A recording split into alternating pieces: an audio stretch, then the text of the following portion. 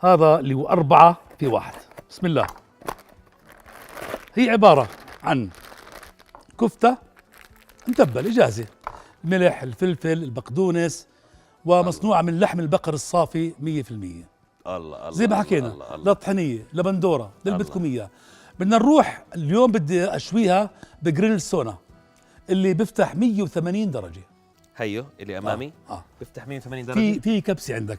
وين؟ في كبسة هون تفتح 180. تأشرت اللي هون. على الطرف. أني واحدة هاي. أيوة. هاي. أيوة. بس كيف؟ أيوة. شو أعمل؟ أيوة. شو أعمل؟ هون بهالبولة بدي أعمل حشوة الراب لكفتة نبيل المتبلة. فبنضيف بصل لونه أحمر ملفوف أحمر. يا عيني يا عيني يا عيني. شو بدنا كمان نضيف؟ سماق. يا عيني يا ابو عون. ايوه. وبعطول شوية زيت. طبعا يابا طبعا. بس خلينا نجهز الطحنية ونجهز الحشوة ونشوي كفتة نبيل المتبلة الروعة. يا سلام. شوفوا هاي المادة من كفتة نبيل المتبلة كثير سعرها بناسب الجميع، في متناول الجميع، فراح تكون الوجبة التوفيرية لليوم معنا. بنضيف من أوراق الجرجير. يا عيني يا عيني. هاي بدنا نحشيها وين؟ جوا السندويشة.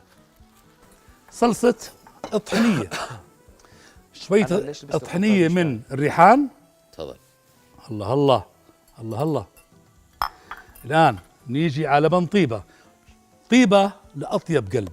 طبعا طيبة هاي بالشهر الفضيل زاد الخير، مزودين على حجم العلبة، وجزء من الريع قاعد بروح على الناس الأقل حظا في مركز حسين للسرطان اللي بيستنوا على الويتنج ليست أو على قوائم الانتظار. فحطينا هون من هالطحنية، بنضيف هاللبن، لبن طيبة، وبعديها يلا شوي صغيرة بس خلصنا. من عصير الليمون. يا عيني. شوية ثوم. وهيك صارت جاهزة سندويشتنا حتى نعمل لها عملية تجميع للسندويشة إن شاء الله. يا عيني يا عيني يا ابو. أعطيني تليفونك حبيبي، نزل ريل حلو. يلا شوية ملح. اليوم ريل تفرجوا عليه يا جماعة. هي شوية ملح. ريل بلا ريل. انت لم شو تعلمني؟ مش عارف انا. ناخذ ماشي بورجيك ابو من هالخلطة الحلوة هاي. طبعا اضفت لها شوية بندورة كمان للخلطة. اضفت لها بندورة مقطعة. هذا راب او فكرة للسحور. بناخذ لنا 3 حبات كفتة نبيل المتبلة، وبعديها صوص طحنية. شوفوا لي محلى هالسندويشة، وكمان شوية مش حرام عليك فوقيها. مش حرام عليك. طلع يا ابو طه. شو تطلع؟ طلع يا ابو طه. طلع. انت خليت فيها تطلع. طلع يا ابو طه. انت خليت فيها وبعدين. بعديها بناخذها بهالشكل وبنعملها راب.